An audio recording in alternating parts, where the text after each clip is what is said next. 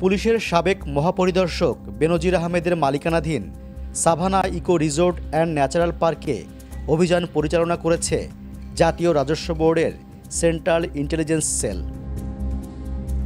21 January বেলা 12টায় গোপালগঞ্জ সদর উপজেলার শাহপুর ইউনিয়নের বৈরাগীটোল গ্রামে 621 বিঘা জমির উপর নির্মিত Savannah eco resort and natural পার্কে জাতীয় রাজস্ব বোর্ডের গোয়েন্দা সেলের একটি টিম এই অভিযান পরিচালনা করে। প্রতিনিধি দলের সদস্যরা প্রথমে পরিদর্শন করেন কটেজ ও রেস্টুরেন্ট সহ বিভিন্ন স্থাপনা।